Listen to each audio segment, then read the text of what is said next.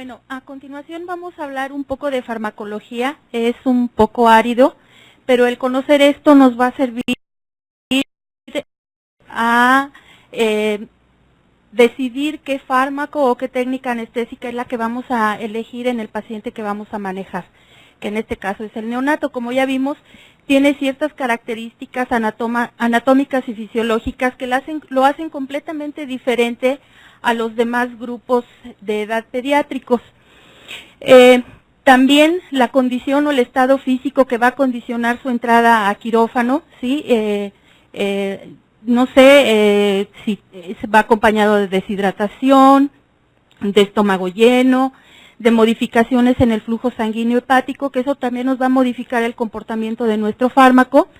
Una gran mayoría de ellos se asocian a enfermedades congénitas. Estas modificaciones o estas condiciones van a modificar tanto la farmacocinética como la farmacodinamia del fármaco.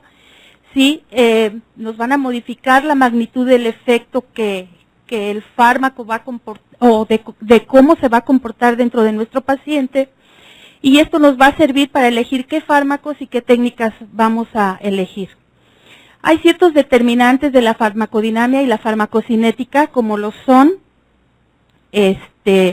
cambios en la madurez tisular, principalmente el desarrollo de receptores que están muy inmaduros en el paciente neonato, las vías de administración, la distribución, que va a tener dos condicionantes, como son los cambios en la composición corporal y el porcentaje de unión a proteínas plasmáticas, y la capacidad metabólica y de excreción, que vamos a ver más adelante, están muy disminuidas e ineficientes.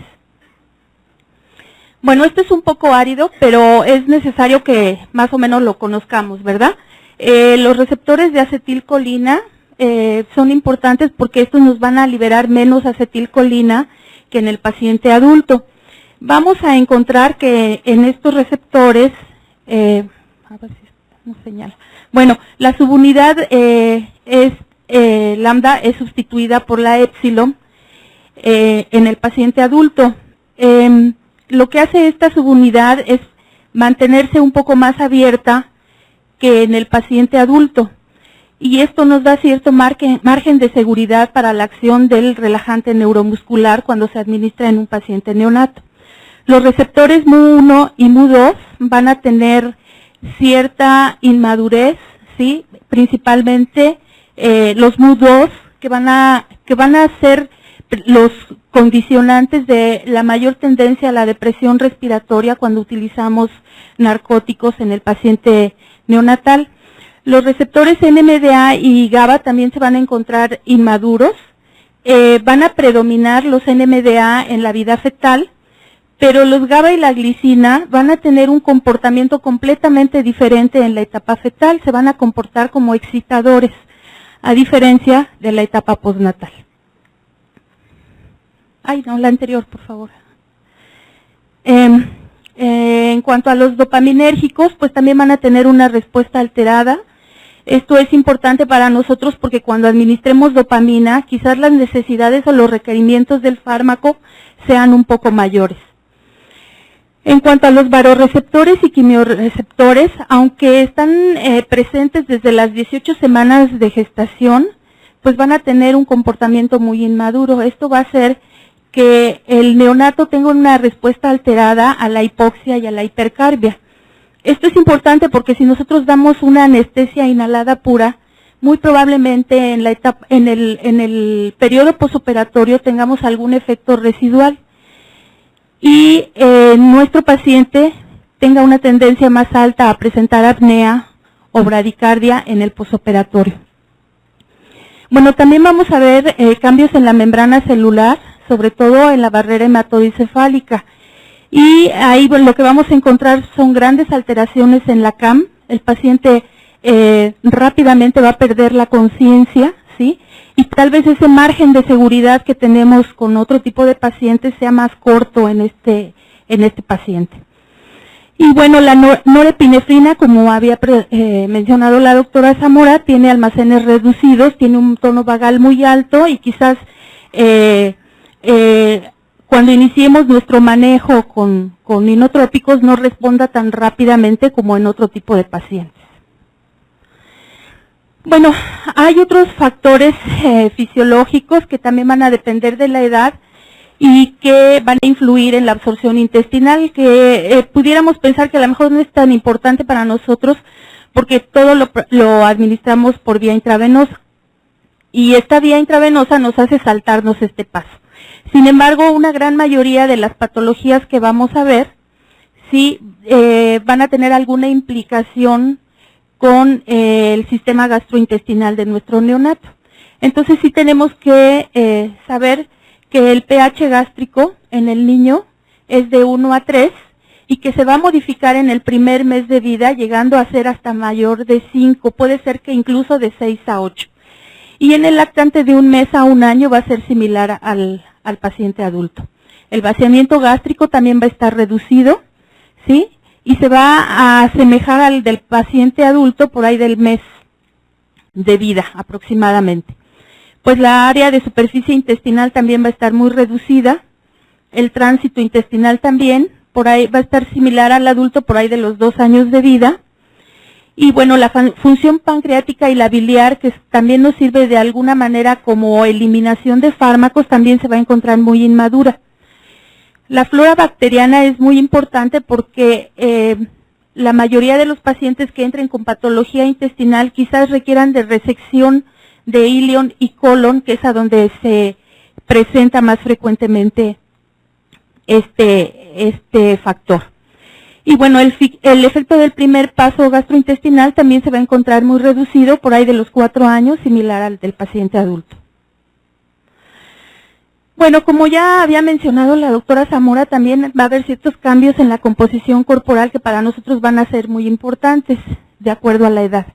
En el recién nacido, vean ustedes que la masa corporal es aproximadamente de 3.5, ¿sí? Y cómo varía, ¿sí? El componente de agua, proteínas, grasa y músculo.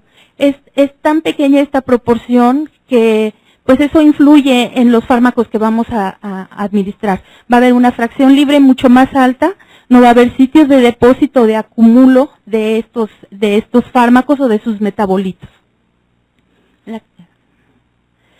Bien, vean ustedes también que las variaciones son en relación al peso, perdón, la anterior por favor. En cuanto al peso y el área de superficie corporal, sobre todo en los primeros 3 meses de vida. Vean que hay grandes cambios, ¿sí? Que están dados a expensas del líquido extracelular. Se dice que el niño al nacer pierde un 10% de su líquido extracelular y por ahí de los 10 a 14 días ya lo recupera. La que sigue, por favor. Bueno. En cuanto a la unión a proteínas, vemos que esta habilidad que tiene el recién nacido va a limitar de alguna manera la cantidad que difunde libremente el fármaco hacia el espacio extracelular. Y esto se modifica no solo por la edad, sino también por la enfermedad. Y cuando se modifica por la edad está dado principalmente por los volúmenes de distribución que son más grandes en el recién nacido que en el paciente adulto. Estas diferencias que vamos a encontrar se van a deber principalmente no nada más a la cantidad, sino a la calidad de los sitios de unión en los receptores en donde actúa el fármaco, ¿sí? Así tenemos que en el neonato va a haber una disminución de las concentraciones plasmáticas de todas las proteínas, pero principalmente de la alfa-1 glucoproteína ácida, que es muy importante para nosotros conocerla, porque es la que tiene avidez por los opioides y por los anestésicos locales, que son fármacos que vamos a utilizar en este tipo de pacientes. También a un comportamiento persistentemente fetal de la albúmina, aunque en cantidad la albúmina sea la necesaria, la misma que en el paciente de adulto, solo un 30% tiene un sitio de avidez adecuado para los receptores. Hay un aumento de ácidos grasos libres y de bilirrubina no conjugada que va a competir con estos sitios de unión. Y bueno, lo que ya nos habían explicado, la tendencia que tiene el neonato a hacer acidosis, ¿sí? Y a este tipo de comportamiento en donde fácilmente un fármaco puede llegar a dosis tóxicas. No, perdón, la anterior. Bueno, se dice que la unión a proteínas va a iniciar su síntesis por ahí del segundo trimestre de vida fetal, principalmente de la albúmina, que es la que más se ha estudiado. La albúmina tiene cierta avidez por los fármacos ácidos, principalmente los barbituratos. Y la alfa-glucoproteína ácida, las globulinas y las lipoproteínas por los fármacos alcalinos, por ejemplo la morfina, la detubocurarina, los anestésicos locales y los opioides. Entonces vean ustedes cómo la albúmina sí tiene una concentración similar a la del adulto. Durante los primeros 12 meses va a tener modificaciones, pero no muy importantes, para que al cabo del año de edad sea similar a la del paciente adulto.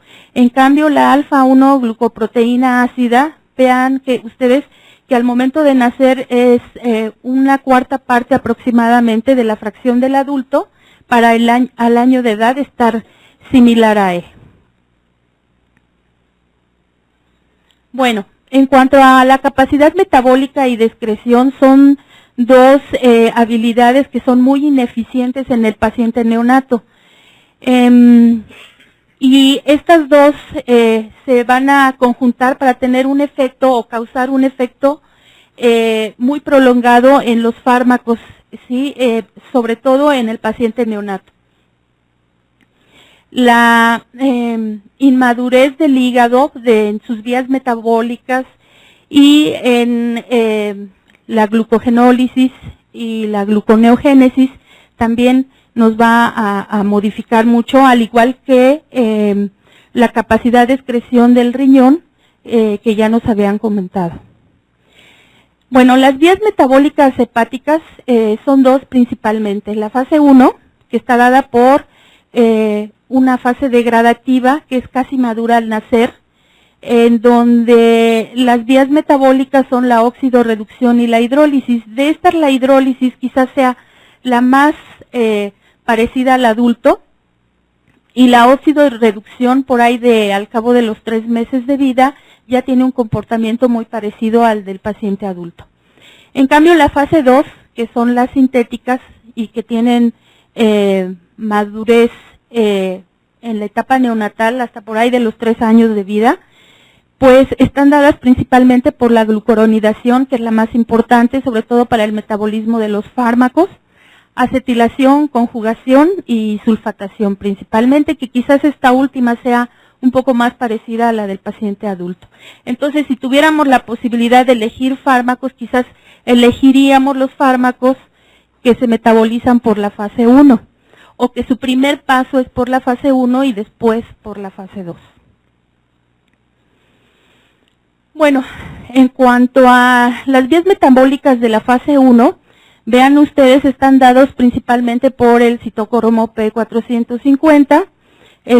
Vean ustedes que tiene variaciones desde las 24 horas de vida hasta los 28 días de vida extrauterina, ¿sí? Y quizás la 3A7 y la 2C sean las más parecidas al paciente adulto, y algunas de ellas llegan a tener su completa madurez por ahí de los 15 años de vida. En cuanto a los patrones de maduración de la conjugación o de las vías metabólicas de la fase 2, las enzimas sulfoniltransferasa y la GST, que son las que están en medio, son las que van a tener muy poca actividad fetal, pero al nacer van a ser muy similares a las del paciente adulto, a diferencia de las otras dos. La UGT llega a tener un 25% de actividad que tiene el adulto por ahí de los 3 meses de vida fetal, y llega a alcanzar su nivel del adulto hasta los 30 meses de vida extrauterina. La NAT tiene poca actividad hepática fetal y postnatal, pero por ahí de los 12 meses de vida extrauterina va a ser similar al paciente adulto. Bueno, en cuanto a la capacidad de excreción, como ya veíamos, anatómicamente el riñón nace dotado con todas las nefronas necesarias para actuar adecuadamente. Esta nefrogénesis se completa por ahí de las 36 semanas de gestación. Sin embargo, la madurez funcional va a ser en la etapa postnatal. Y el objetivo de esta madurez postnatal es mejorar la eficiencia de la tasa de filtración glomerular, que es aproximadamente un 30 a un 40% del adulto al momento de nacer, pero por ahí del año de edad ya son iguales. El flujo sanguíneo renal y el crecimiento y madurez de los túbulos renales es más tardío, ¿sí? Y eso lo vamos a encontrar por ahí, dice la bibliografía, 2 a 3 años de vida. ¿Qué implica esto? Que la reabsorción va a ser pasiva y que la secreción activa también va a estar disminuida, ¿sí?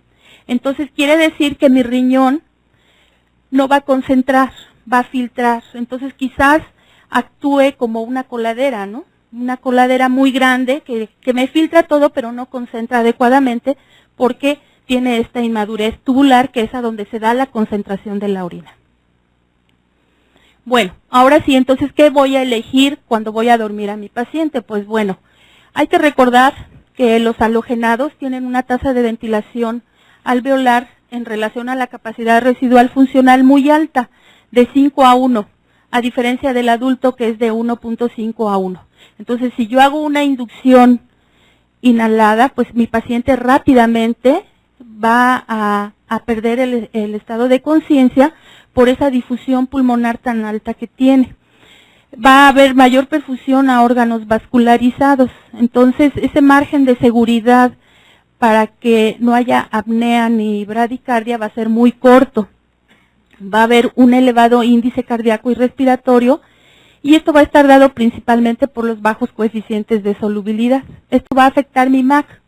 Se dice que el MAC en general de todos los halogenados en el recién nacido es 25% menor que en los lactantes. Y bueno, si voy a elegir algún halogenado, quizás el de elección sea el sevoflurano, ¿sí? Es menos pungente, difunde más rápido, es más cardioestable, ¿sí? A diferencia del isoflurano, que sí es muy cardioestable, pero es un halogenado muy pungente, y quizás yo tenga muchos problemas de tipo respiratorio para hacer una inducción adecuada, pero sí está muy indicado para el mantenimiento anestésico si las condiciones del paciente lo permiten. Bueno, en cuanto al uso de opioides, la morfina es un fármaco que se utiliza mucho, pero como analgesia posoperatoria, no tanto como manejo transanestésico en el paciente neonato, o por lo menos así está recomendado. Entonces, su uso está muy limitado por su vía metabólica, que es a través de la glucoronidación, que vemos que es de la fase 2 y que es de las que más tardíamente maduran en el recién nacido. El flujo sanguíneo también compromete el uso de este fármaco, porque la mayoría de las patologías del neonato que entra a quirófano va a tener un flujo sanguíneo hepático disminuido. La vida media de eliminación de una dosis única de morfina puede llegar a ser de 6.8 a 13.9 horas. Y la tasa de infusión recomendada para evitar toxicidad, para evitar crisis convulsivas, para evitar depresión respiratoria, es de 15 a 25 microgramos por kilo por hora. Bueno, en cuanto al uso del fentanil, este fármaco va a variar de acuerdo a la edad y de acuerdo al tipo de cirugía que se vaya a realizar en nuestro paciente. Está reportado que en el neonato una dosis única de 10 a 12.5 microgramos por kilo para cirugía abdominal nos va a durar aproximadamente 90 minutos. ¿Sí? Si el paciente además cursa con aumento de la presión intraabdominal que nos altere el flujo sanguíneo hepático, va a haber una disminución de la frecuencia cardíaca y de la presión arterial de hasta un 15%. La vida de media de eliminación va a ser muy prolongada, ¿sí?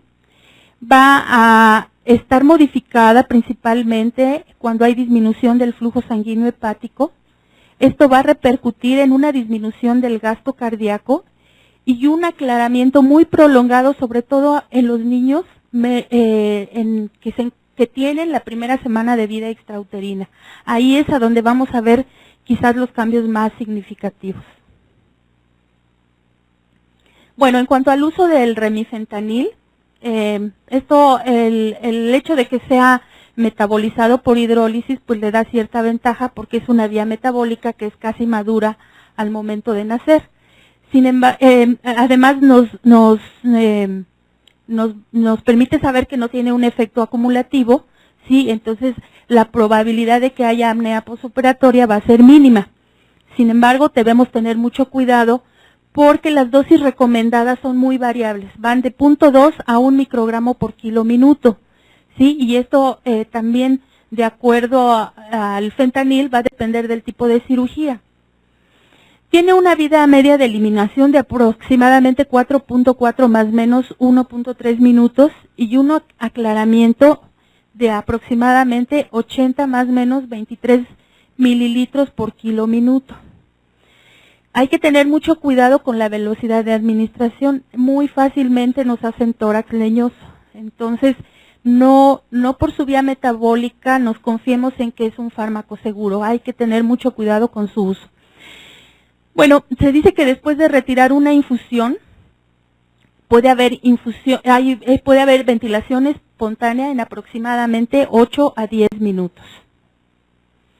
Bueno, en cuanto al uso de bloqueadores neuromusculares, los despolarizantes, representados principalmente por la succinilcolina, pues tiene la ventaja que se metaboliza por hidrólisis, pero este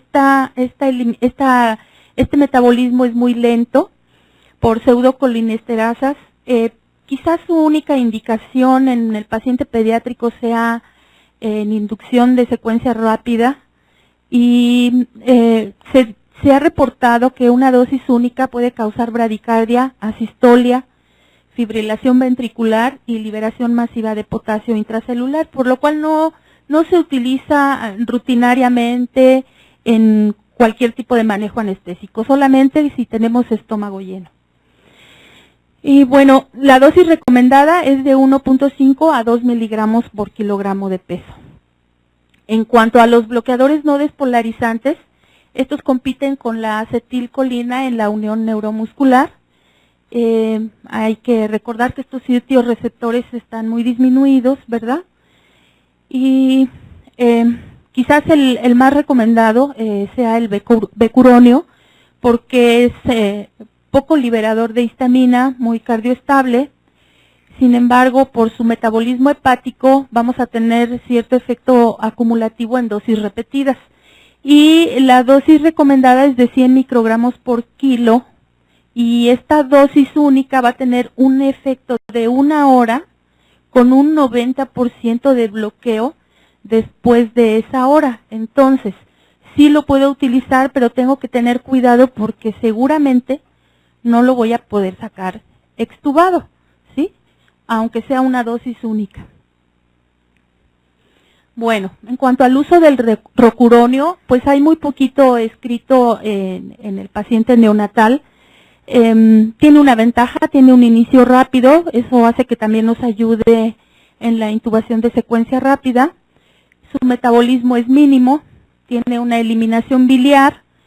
La liberación de histamina es muy variable, hay reportes en donde dicen que es mucha, en otra que es poca, en fin, más vale tener cuidado.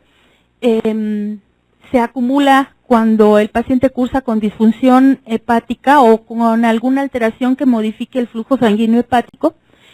La dosis recomendada en neonatos no la encontré, les confieso, pero en los niños más chiquitos de 1 a 3 meses se recomienda una dosis de 0.25 a 0.3 miligramos por kilogramo.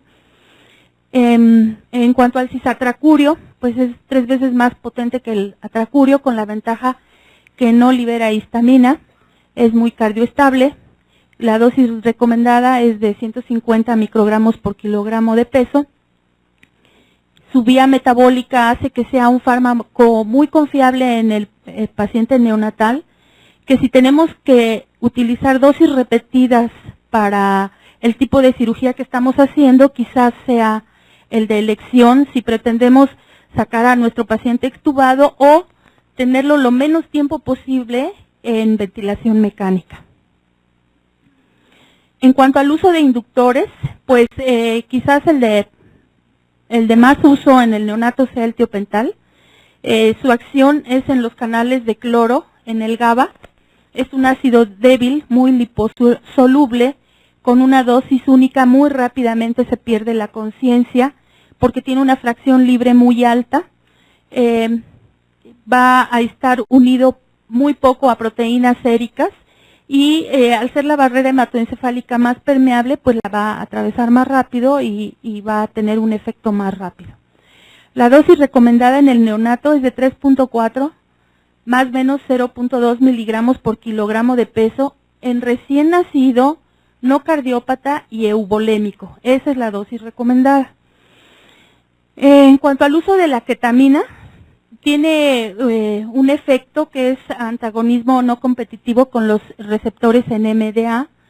No da un efecto depresor respiratorio, sobre todo en la vía aérea superior, que para algunos es una ventaja, pero quizás para algunos sería una desventaja porque tiene cierta rigidez al poder accesar esa vía aérea, causa cialorrea. La dosis recomendada es a 2 miligramos por kilogramo de peso y su metabolismo se lleva principalmente por desmetilación en el CYP450.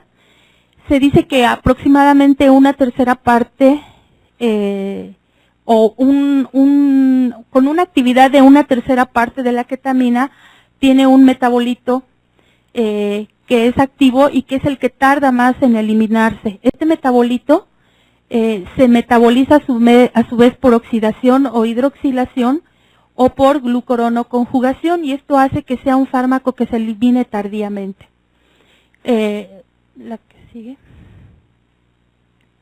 Bueno, en cuanto al uso de benzodiazepinas, estas actúan a nivel del GABA, se metabolizan por oxidación hepática principalmente, todas, pero el diazepam nos va a dar un metabolito activo que puede llegar a durar hasta 20 horas aproximadamente. Ambos son muy cardioestables, quizás el midazolam tenga algún efecto depresor en el gasto cardíaco, que es una acción algo fugaz en el recién nacido. Se recomienda administrar en aproximadamente 40 segundos cualquiera de los dos fármacos y con esa dosis de 0.1 a 0.3 miligramos por kilogramo de peso. Bueno, en cuanto al propofol, actúa a nivel del GABA, ¿sí? Es muy depresor de las resistencias vasculares periféricas y su efecto depresor miocárdico es un poco menor a esto. Sin embargo, por la inmadurez cardiovascular no es un fármaco recomendado en el paciente neonato. La dosis que encontré para paciente más chiquito es de 3 más o menos 0.2 miligramos por kilogramo de peso, que es la dosis que en el hospital en donde laboro es la que habitualmente utilizamos, pero no en neonatos, ¿sí?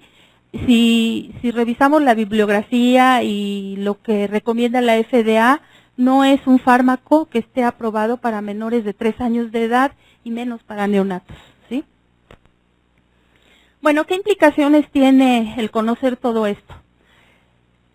La mayoría de nuestros pacientes que van a entrar a quirófano, neonatos, son urgencias, son pacientes deshidratados, y ese grado de deshidratación es el que nos va a ayudar a decidir si podemos utilizar algún halogenado que van a tener un efecto vasodilatador latente, ¿sí? Entonces hay que tener mucho cuidado si elijo utilizarlo o no. Que algunos de nuestros pacientes van a tener una presión intraabdominal aumentada por distensión abdominal. Y bueno, lo ideal es evitar el uso de óxido nitroso. Esto va a distender las asas, va a hacer que el cirujano no trabaje adecuadamente. Hay que recordar que el óxido nitroso también se difunde a cavidades cerradas y hay que tener cuidado con ese efecto.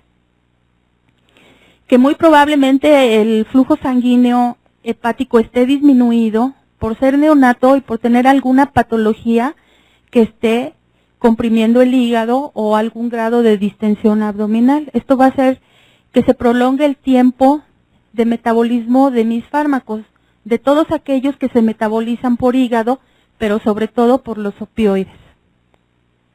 Y que si estoy pensando en dar analgesia posoperatoria, que quiero creer que sí, porque siempre les duele, no porque son neonatos no les duele, sí les duele. Entonces tengo que egresar a mi paciente a un área en donde haya una vigilancia estrecha, ¿sí? En donde tenga que tener una vigilancia de ventilatoria principalmente, porque estos pacientes van a tener una tendencia muy alta a hacer apnea, a obstruir su vía aérea, difícilmente los voy a extubar, entonces yo voy a necesitar algún fármaco para controlar todo esto, ¿sí? Lo recomendado, fentanil, 2 a 3 microgramos por kilogramo por hora, dependiendo de la patología, de la condición del paciente.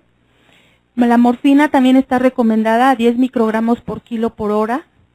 No es recomendable utilizar un bloqueador neuromuscular por tiempo prolongado y menos en infusión en el neonato, porque va a favorecer la aparición de neoreceptores. Entonces, si ya sabemos que estos receptores de acetilcolina son inmaduros, este efecto va a prolongar el tiempo de eliminación de los relajantes, ¿sí? Entonces, no es muy recomendable utilizarlos. Y bueno, hasta aquí llegamos. A continuación les va a hablar la doctora Maldonado, ahora sí, de lo más bonito, la patología clínica del neonato.